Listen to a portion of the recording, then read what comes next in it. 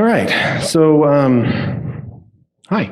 So my talk today is about how my son became a hacker, which was terrifying to find out as a dad. And I'm going to try and walk you guys through this experience that happened to me this last summer, which was interesting to me. A little bit about me. My name is Dustin.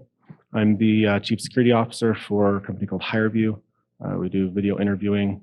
I'm not going to give you a bunch of sales pitch about my company. If you've ever hired someone and you realize in the first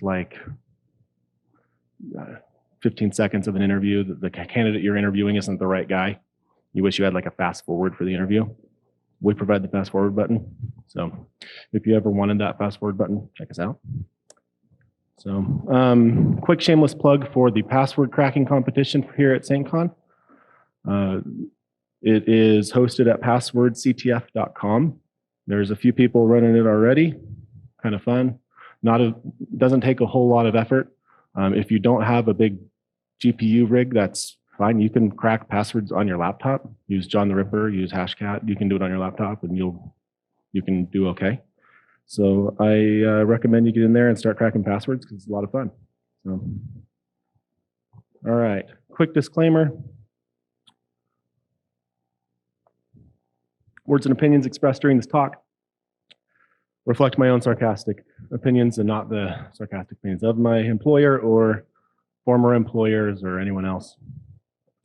I did work for Adobe, and I'm going to talk about Adobe a little bit, about the Adobe breach they had about 3 years ago. I did not work there at the time. I had left. My work at Adobe gave me no inside information about the breach, about the data that was breached. I was in a totally different part of the company. I am not revealing anything new. I'm not providing any information that's not freely out there. I'm certainly not going to do anything that I would think would impact Adobe in any way. The guys and gals at Adobe are actually fantastic. In my opinion, they actually did a really great job in responding to the Adobe breach a couple of years ago, which I'm going to talk about in a minute. Yeah, anyway, so a few things about me. Background, this is me. I now have a beard, but I don't always sometimes shave it off. And just to clarify, in case anybody gets confused, that's not me. Oh, wow. That was awesome. Yeah, that's not me. So I do understand how that can be a little confusing to some people. And I kind of talk like him too. But, okay, a couple things to be aware of when listening to me go through this information. I think most people are able to concentrate on a topic, think things through, not be distracted. I find as I work with information security people, about 75% of you are ADD. And then coming to a conference, it's more like 95% of security conference goers are ADD. And so I just want to say that for you guys, the 95%, you're going to be fine. For that 5% of vanilla people that might be here, I want to give you a perspective that will help you, a paradigm that you can listen through that may help you understand why I'm talking the way I do. My brain works a little bit differently. If you could imagine living your life constantly distracted by 1,000 things all at once, and all those things are pancakes, okay? That's me. So I love pancakes. All right, so what I'm going to cover today, I'm going to talk about the Adobe breach. I'm going to talk about how people are able to get passwords from the Adobe breach, even though the key has not been cracked. How my Amazon account got hacked this summer, which was just awesome. And then more of my summer fun. And then if I have time, I want to talk about securing Python. Do we have Python people in the room? Python people, we have a few. Cool. Kind of surprising at a security conference. I apologize. I know that Python is securing Python is off topic at a security conference, so I hope you forgive me for that. Okay, the Adobe breach, 150 million records were leaked. It's kind of a big deal a few years ago. One of the big issues was that the passwords did not appear to be hashed. They looked like they were encrypted in some way, which isn't industry standard. Usually the industry standard says, various industry standards say to hash your password, solve the hash. And these were all encrypted, apparently, and apparently with likely the same key. Funny thing, when we crack passwords, we typically end up getting 80% after some amount of time, 80, 90%. Because, well, the method that we're going to talk about, you get roughly 50% from the Adobe breach. It is kind of interesting to me that they, as far as I know, no one has cracked that key. And so that's limited it to 50%. So really Adobe, if that was a mistake, it was a good mistake because they're more secure for it, at least 3 years later. Another just side note on Adobe, all companies get breached, not blaming the victim. Those guys are great, like I already said. Happened after I left. I was part of a different business unit. Okay, back to the ugly stuff. So the way that this data came out was a massive flat text file that had one line for each record, is what it appeared to be. This is a screenshot from Ars Technica. It's actually from this article here on the left. Excuse me. And it shows the format, which I will show here in a second. That's a delicious syrupy stack of pancakes. Okay, so on the first field is some kind of a user ID. I don't really know. It's a number.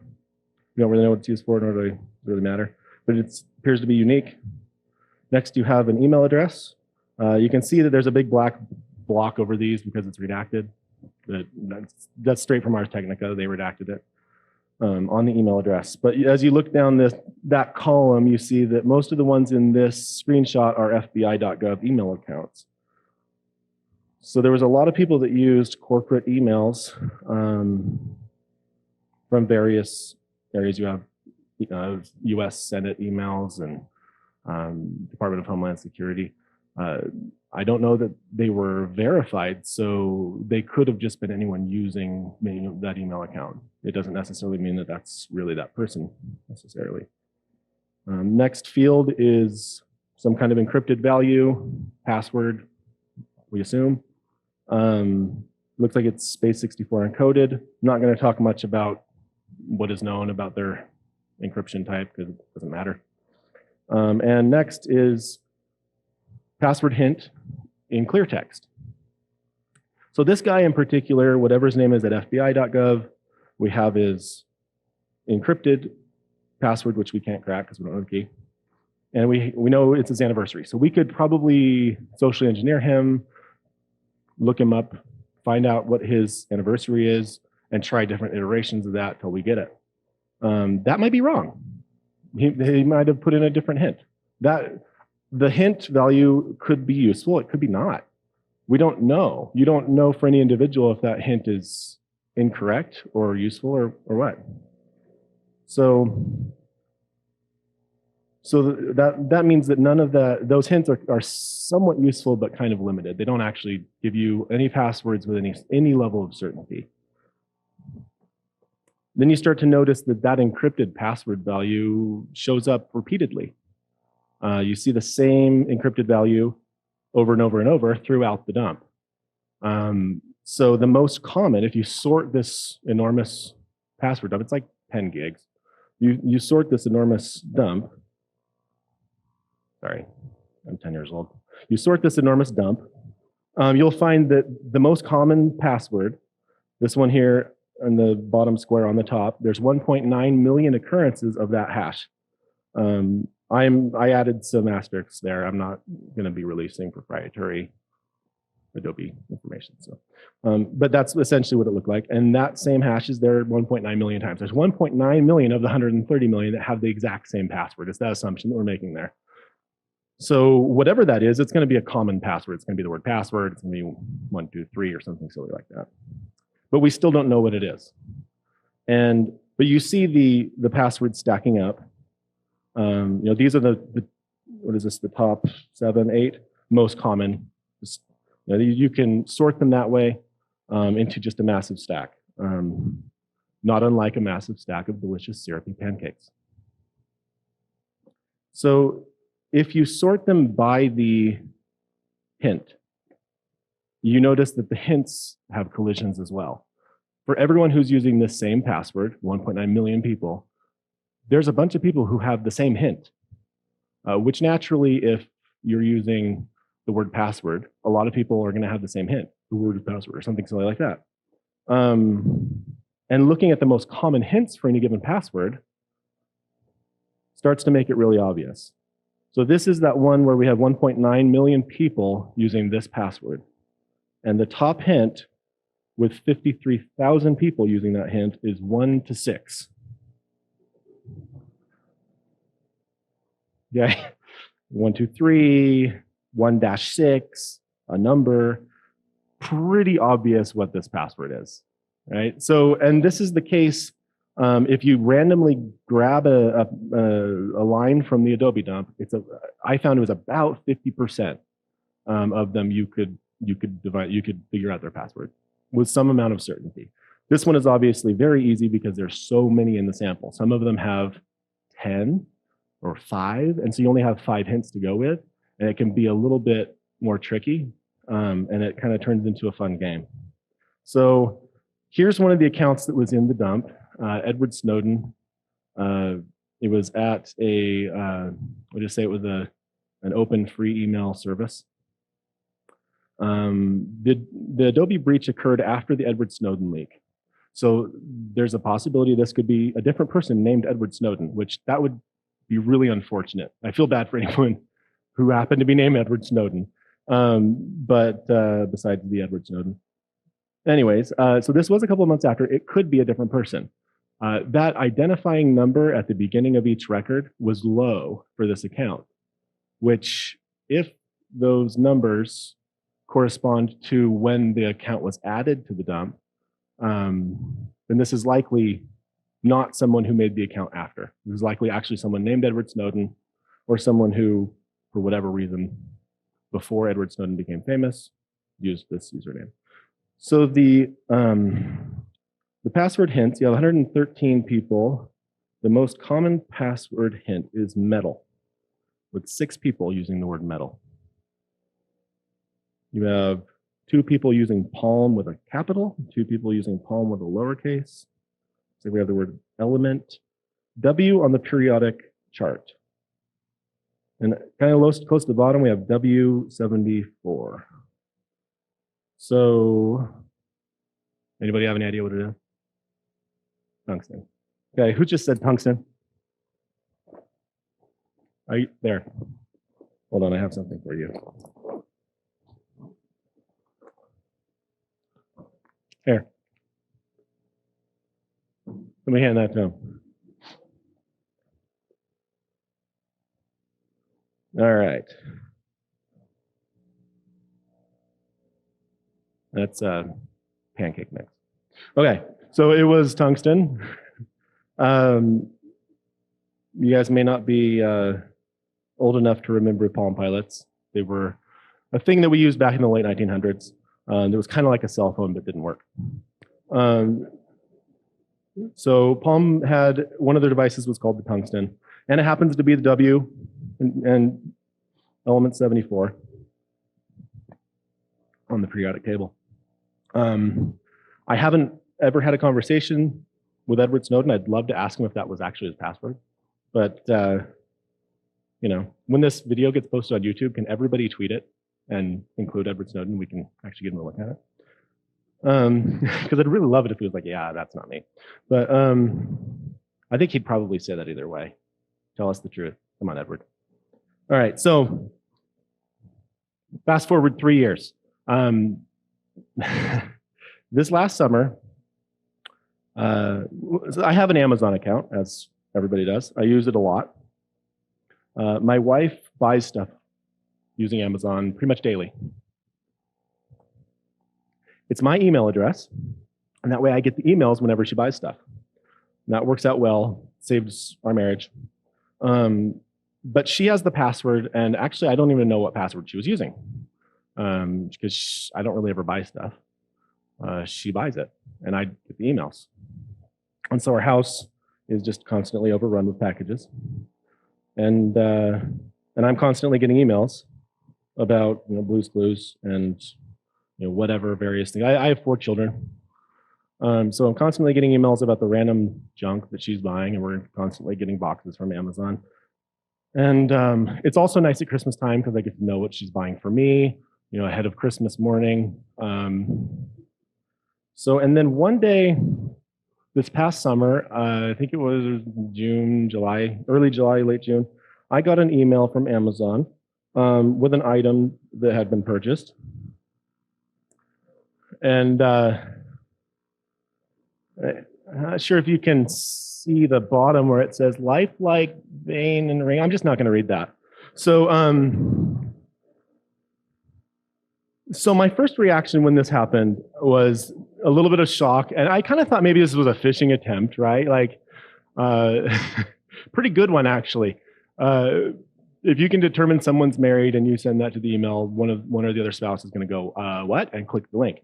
I didn't click the link, but I went to my wife. I asked her if she ordered that, and she said, no.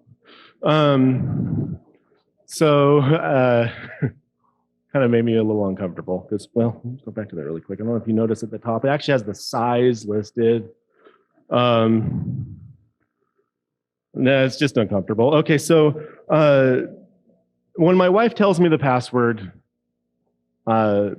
my heart sinks because 3 years have gone by since the Adobe breach, and guess what password she was using for the email account that was in the Adobe breach of mine. She's using the same password I used in Adobe. Awesome. So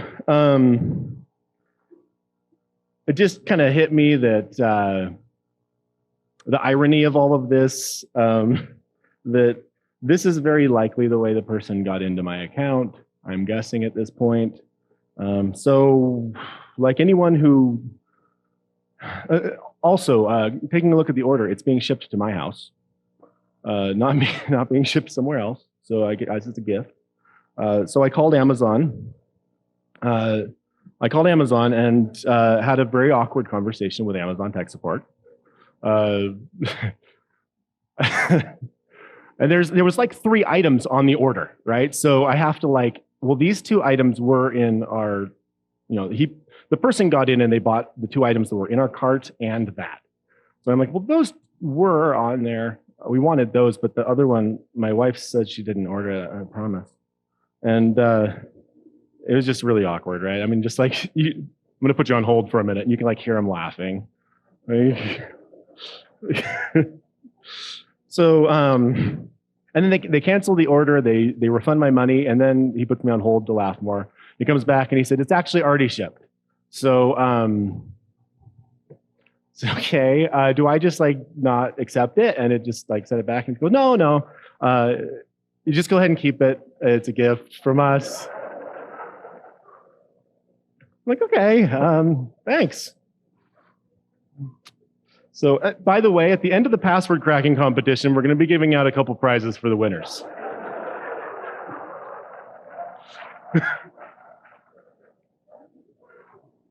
It just came to mind. I don't know. Not related. It just. Okay, a few weeks after that embarrassing day, I get woken up at 2 a.m.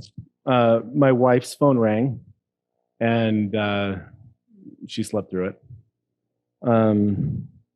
We were laying in bed, and I have 4 kids and 3 Bernese Mountain Dogs. That's not my dog, actually. But dogs end up in my bed constantly, and my kids end up in my bed constantly. It's usually something like this. But on this particular night, thankfully, I only had 3 kids at home. My oldest son, who was 14, was at, and especially for youth, thing at a university that was 600 miles away. So my younger kids were all at home, and I get this call at 2 a.m. First on my wife's phone, but then to my phone. My wife slept through it, and then I answer. It says it's a blocked number.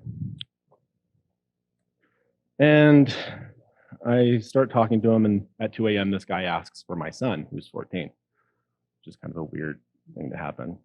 So the conversation went something like this. Did you know your son's a computer hacker? Yeah, kind of.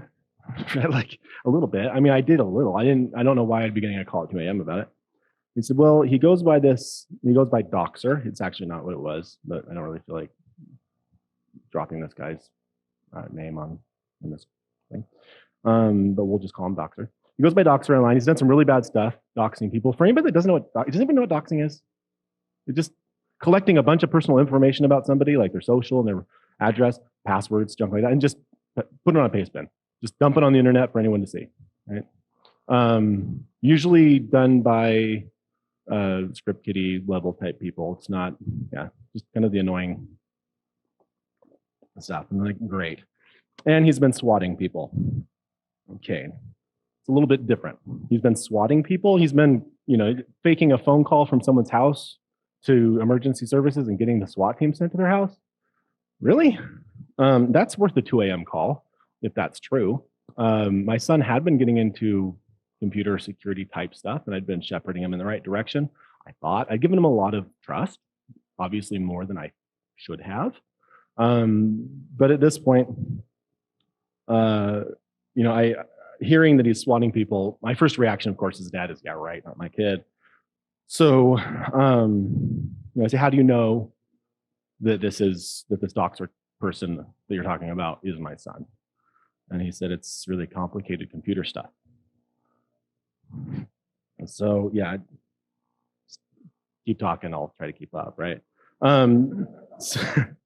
So the first thing he says is, well, go look at his computer. So I go into his computer because obviously he's at this EFY thing. He has a phone, but doesn't have his computer with him. I turn it on, encrypted bootloader. Love my kid, right? And like, dang, that's not going to work. And encrypted BIOS. So this is not going to be good. And I know that he uses VMs, and he's probably going to give me a run for my money if I have to try and track him that way. But unfortunately. So he gives me an account name to look on his Twitter. He wants me to see Doxer's Twitter. And so I start searching, and I didn't immediately go to Doxer's account on Twitter. I search for Doxer's name, and I find this. That's my son. And I believe that's his profile picture on Facebook. And this person is saying, hey, this is Doxer in real life. He's going to get banned. So now we have people that are threatening my son who know who he is, threatening that they're going to get him thrown in the SWAT van. And you start seeing things like this with his name and his address, which I'm not going to include. And I start getting a little bit nervous. I still am thinking that this is someone who's angry at me or something. This is not legitimate. He's not, I mean, he's showing me a picture that somebody's saying is him. That doesn't mean anything at all. I trust my son, right? So then I go to the guy's account itself, and he obviously is a nice kid, I guess. It's great. So the first thing I notice here is there's an IP address there below the name, 174, and that looks really familiar. Not my IP address, but it was my IP address a couple years ago. And that's a little strange. Why would this guy be? If it was my son, why would he put his IP address on his Twitter anyway? Just kind of weird, but that's bizarre. He's bragging about calling the SWAT team on people.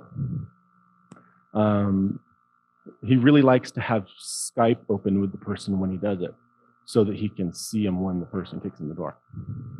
This guy's awesome, real upstanding person. This was a video that he posted about somebody getting swatted that he was taking credit for. I found the news story, and this was a comment on that story from one of the neighbors. She said that the old lady next door ended up going to the hospital with chest pain. Kind of a big deal when a bunch of people in SWAT gear with assault rifles come traipsing through your yard. She had a real hard time with it. So, yeah, if this is my kid, this is going to be a bad day. Yeah. So the caller says, hey, is that your IP address? I said, well, that was an IP address from a couple years ago when I lived in Utah. That's not my IP address. I don't know why you'd have it there. And he said, fine, go to your kid's Facebook. So I go to my own son's Facebook, and I see this. So backtrack, sure. And I know that he uses backtrack.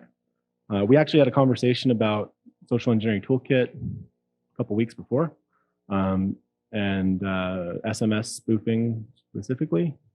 And he took a screenshot and posted it of him sending an SMS spoof to a friend.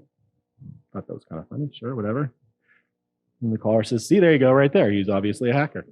That proves it. Like, okay, just because my kid knows what social engineering toolkit is and sent a fake SMS message to a friend does not mean that he's this guy, right? You're gonna have to do a lot better than that. So then he says, well, go back to Doxer's Twitter and look at his most recent pictures.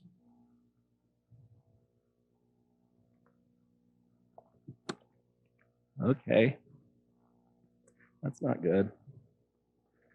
So a lot of people use backtrack and might take a screenshot that looks similar with the same timestamp and the same phone number they're sending it to.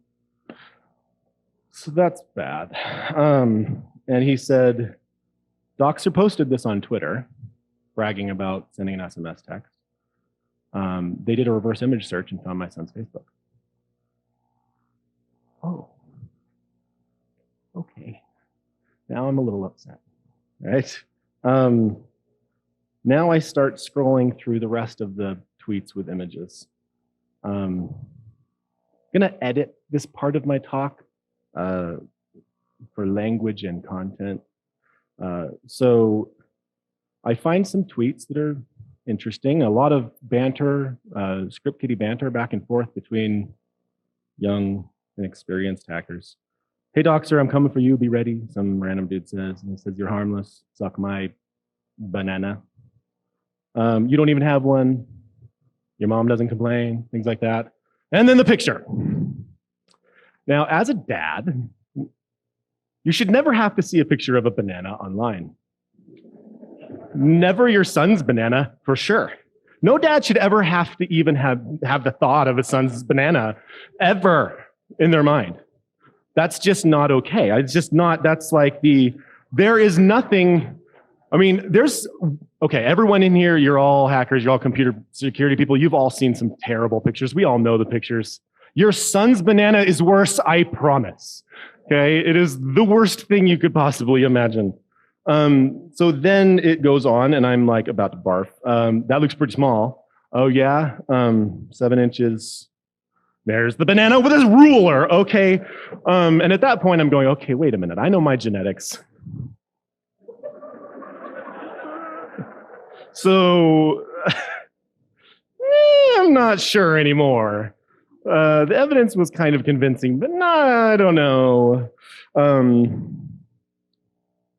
Honestly, this was terrible. Like, all joking aside, this was a terrible, terrible moment. At this very second, it's 2:30 in the morning. I'm sitting in a chair in my bedroom with my laptop, with my wife, going, what is going on? Leaning over to see my screen. And I'm like, no. And she's like, now my imagination's gonna go crazy. And I'm like, let it go crazy. So, yeah, it was,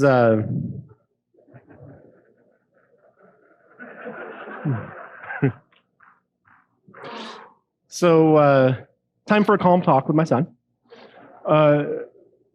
Divine intervention that my son was 600 miles away, really. If he had been in the next room over, we would have had a conversation at 2 a.m. that would have damaged our relationship. So I'm glad because I texted him immediately. I called him immediately. He didn't answer. It's 2 a.m. And then I thought, this is good. I can do a little more research, which I don't want to do. And, and I can calm down. And I did. Got a hold of him the next morning and had a little bit of a heart-to-heart. And I said, I know you've been doing stuff online that you shouldn't. And he immediately did a, yes. And I didn't want to go into details with him because you confront your son about his hacking activity and he knows there's pictures of his banana. That's going to just like a 14-year-old kid can't deal with that. So I just kind of left the details. I wanted to make him think that I didn't necessarily see everything. I told him, I'm going to help you and point you in the right direction with security. You can be a contributor and not someone who tears things down. Someone did that for me a long time ago. Miles Johnson. Well, you guys probably know him. And it made a huge difference in my life. And you know, obviously I want to, what matters is more than anything is that he makes recompense for what he's done and that I get him pointed in the right direction and that he makes good choices going forward. So I told him, you know, I will help you going forward. You know, but there's going to be some changes. You will not have a single password in your life that I won't have. I want you to tell me every alias you've ever used on every system, everywhere. And right now, anything you've ever used where you haven't used your real name, I want you to go and delete it right now. That's the price of admission. Otherwise, this is going to be a bad day. He was okay with that. He was very apologetic and he hung up. And then I watched as Doxer continued to post and said things like, I know you guys are trying to get me, but you're harmless and nobody can get me. Like, okay. So I send my son a message saying, just so you know, this is how you delete a Twitter account, in case you were wondering. And he said, I've already deleted the only Twitter account I've ever used. So I call him back. When he gets the details, he says he's innocent. He says this isn't him. Every dad wants to trust their kid. And we all know that dad that trusts their like druggy kid that's doing all kinds of bad stuff. It wasn't me. And I'm not going to be that guy. And there's just enough evidence. As I'm going through these tweets, there's things that are similar to things that my son has said. And it's just, there's a lot of things that were surprising that wouldn't make sense, but there was enough evidence that, or not evidence, but there's enough facts that lined up and seemed to, that corroborated the story that this was my son, that I was convinced. But when he told me sincerely, this isn't me, and I can hear in his voice as he's looking at the pictures of himself that he's scared. He's scared that these guys are going to send the SWAT team for him. And that, I mean, there's all these guys that are pictures of him online. He was terrified. So I said, I believe you. Do nothing. You know, don't start posting about it. Don't talk about it. Just do nothing. Let me do my thing. And it's okay. Hung up. Doxer continues to post. So now I need to prove it's not my kid. Because I believe him. I really do. But I'm going to verify it. So I start coming up with ideas on how I can do that. Go to where he's at EFY, strap him in a polygraph, and put the bright lights on him. That's going to damage our relationship, so that's not a great one. I threw that out. Next idea is call him, say, turn off your phone. He doesn't have a computer. At EFY, they don't have access to a computer, but he has his phone. And just call him, tell him to turn it off. Watch and verify that he turns it off. I can watch on my iPhone so that it stops pinging. And then get Doxer to keep talking, badger him online until he says something. I know it's not my kid. If I tell him I'm doing something, if I call him and say, turn off your phone, he's going to know I'm doing something. I'm not going to feel totally comfortable that he actually didn't just call a friend and say, hey, post for me, if he knows I'm doing stuff. So I don't want him to know. To really be a test where I'm going to be comfortable at the end of this, feeling like I am sure he can't know I'm doing it. So I decide that criteria for myself. So next idea, I'll disable his phone using AT&T. I'll just call AT&T or get on the website and I'll disable his phone. That way his phone's dead. He won't know why. Done deal. And I'll get Doxer to keep posting. Wi-Fi. Even a phone without an account with a carrier, you get on the local Wi-Fi at McDonald's and post. So that kind of stinks. So that's not going to do anything for me. So then I think, okay, you can go into Find My iPhone, put it in lost mode, and you can put in a new code. You have to put in that code, when the phone will say it's locked and they can't get into it unless they put the code in. So I looked at that a little bit, and I come to find out if you have a code on the phone already, you can put in that code and it works. You don't have to put in the code you set when you do the Find My iPhone, unfortunately. So that doesn't do any good either. That'll just tell them that I'm doing something. And then of course the next idea is to just give up and eat pancakes. So then we come up with idea 6, Operation Kill Sam's Phone. So I get on Find My iPhone to get his current location in Virginia. And have you guys ever tracked somebody using Find My iPhone? I happened to notice while I was tracking someone with my iPhone, if you refresh the location a lot, it hits the phone every time, and it drains their battery like crazy. Like my wife was driving back from Florida, and I kept checking to see where she was, and I killed her phone in like an hour and a half just checking to see where she was because I obsess. Where is she?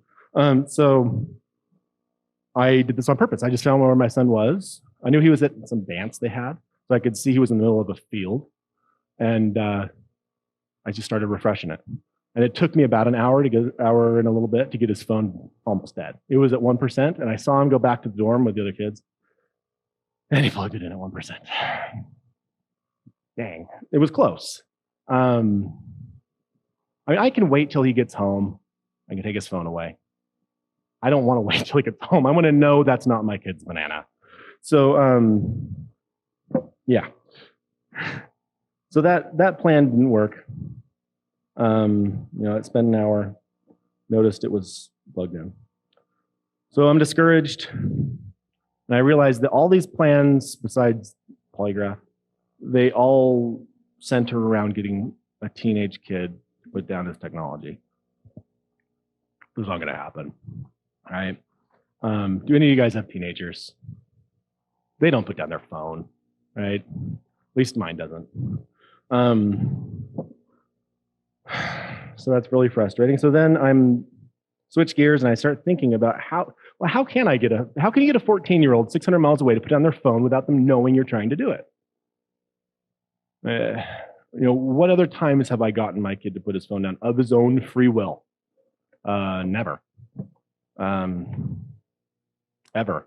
And then as I'm thinking about it, no, there is actually. Water sports, they'll put down their phone. And so I was like, okay, now I just need to get someone to take my son to the lake in Virginia, right? So that is not going to happen. And I remember, I took him to Lake Lanier. It's in Georgia, for like a full day, a few weeks before. It was before this whole thing started, of course. But we were on the lake all day. And he was with me the whole time on a boat. And I put his phone, because we were going to put his Ziploc bag, we didn't have one. So I put his phone in the car, in the glove compartment, and I locked the car. I know he didn't have it. He didn't have any technology. I texted my wife saying, hey, we're going out on the water now. And I left my phone in the car. And I texted her when I got out of the lake, got back in the car. So I went back and looked at those timestamps. So I have the time frame, exact time frame for that Saturday that he had no phone, no connection at all. We were in the middle of a huge lake. So I went back and looked at Doxer's account, and first thing I noticed is that he had a couple of tweets during that time. I'm like, okay, that's good.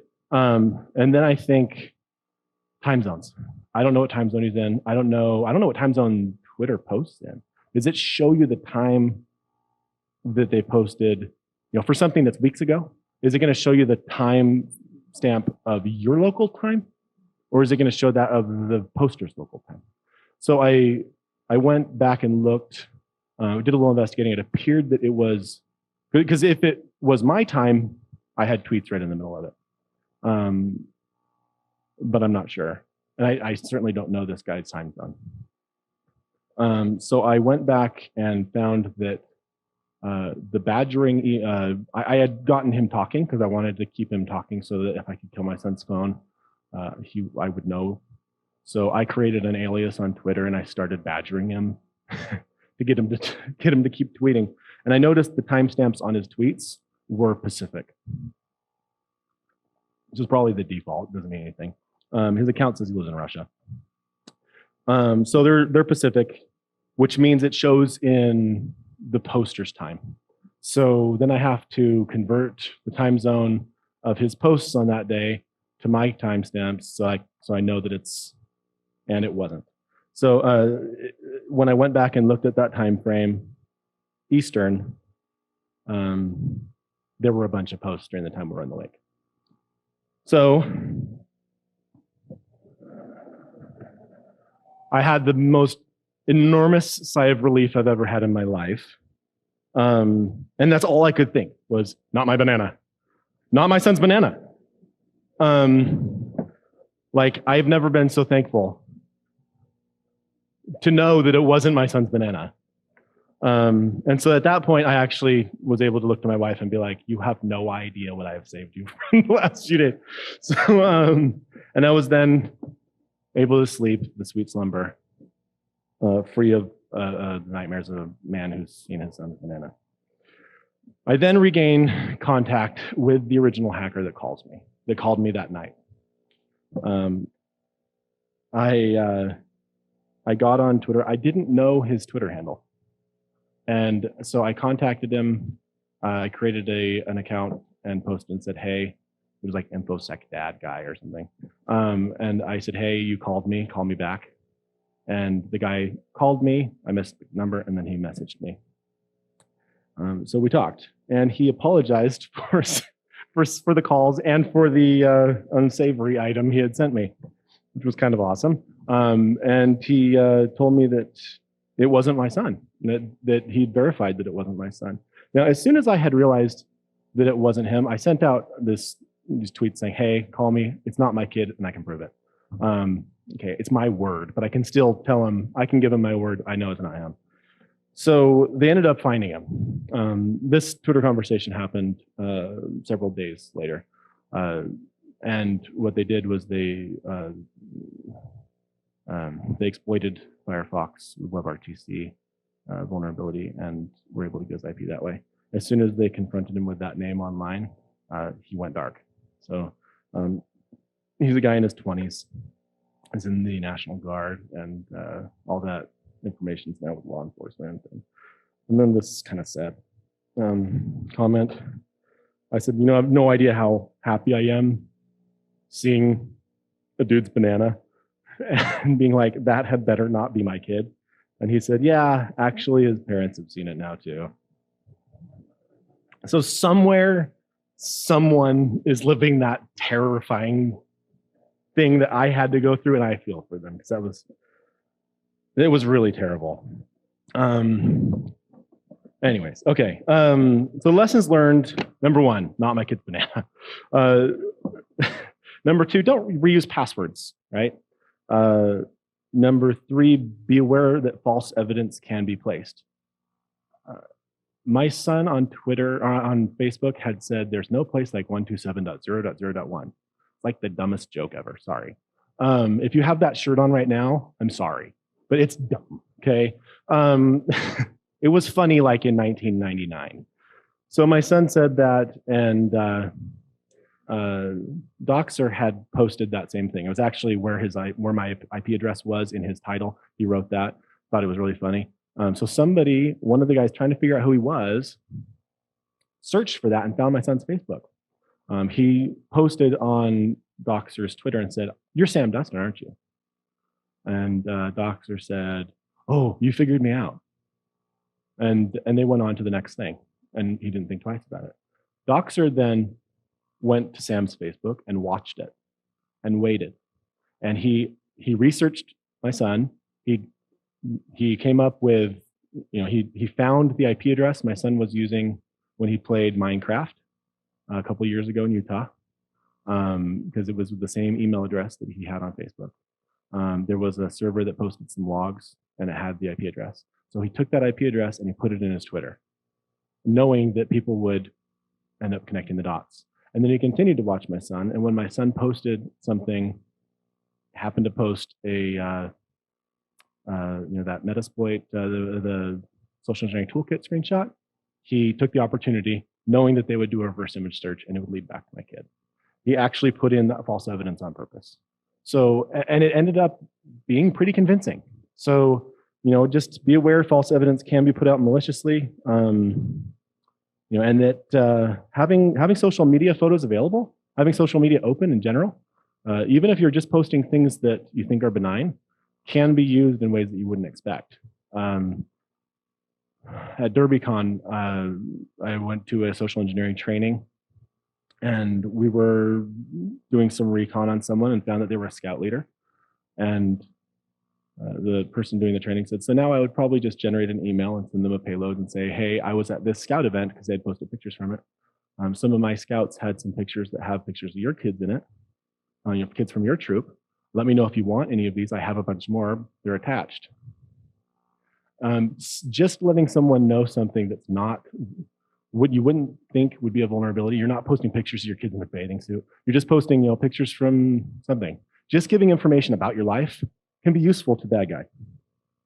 So, all right, we have just a couple minutes left, which is good, because as I said, the Python problem thing, I kind of don't think this is really applicable, but I've been reading that Python is like a big thing in security. It doesn't seem applicable to me when I looked into it, but okay, whatever. So we have Python problems like soups, like realsies. We have Python problems because they get really big, right? Like they get really, really big, and they eat like a ton of stuff. Because I hear Python's a big thing in security, so I Googled it, I learned all about it. So apparently they're in Florida, and there's like a bunch of them. And as their numbers are going up, the numbers of like small furry animals are going down. Like this rabbit right here, they had a little transmitter on it, and then they followed the transmitter after a while, and they found a snake. And they have like big stuff in them. I was going to give you guys like, I know everybody wants to kind of see the internals of Python, and I wanted to deliver on that, right? And then I also kind of wanted to keep this G-rated, so I removed the next slide. If you want to see what was inside this Python, you can ask me after. I'll show you. It was kind of gory. Got to keep it PG. Okay, so security conference. You've been in security. How do we secure the Python? First, you got to get permits. So I got a couple permits for capturing pythons. I got one from the Florida Fish and Wildlife Commission. It allows you to actually have the python alive. Otherwise, they have to be dead in Florida. What the heck? And also in the national park, they're actually protected. They protect all wildlife, even the stuff that's there eating the other wildlife that's not supposed to be there. So you actually can't catch pythons in the Everglades National Park unless you have, they have a special, it's not a permit, it's actually you need to become a volunteer and you're an authorized agent for capturing pythons. So since the National Park Service is a federal agency, I'm a federal agent. I'm gonna get my badge soon, I think. So, okay, gotta give you some tips on how to secure pythons. Number one thing to know, they have a bunch of teeth. Those teeth are really sharp and you don't wanna mess with them. So we recommend that you not touch that end that has all the teeth. Just stay away from the teeth end because bad things happen if you do mess with that end. Okay, I have like 1 minute left. Yeah, just stay away from that end. You can deal with the other end. That end actually has some bad stuff too. I come to find out. And that end, the end with the biting can, why is my thing like self-advancing? I thought I had that turned off.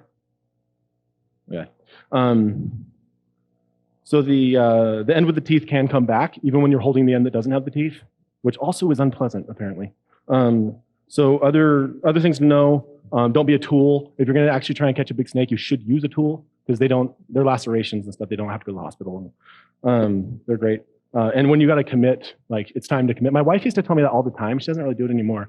But when it's time to commit, you gotta do it. You can't be like, half into it. And don't forget about the end with the teeth. It's still a problem even once you grab it. So that's important. And don't ever hold a venomous snake, by the way, just kind of a side note. That guy's an emerald. So anyways, yeah, Python security. Anybody have any questions?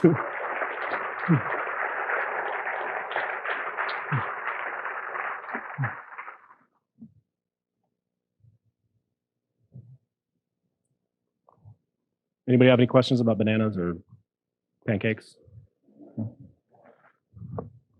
Amazon? Free shipping?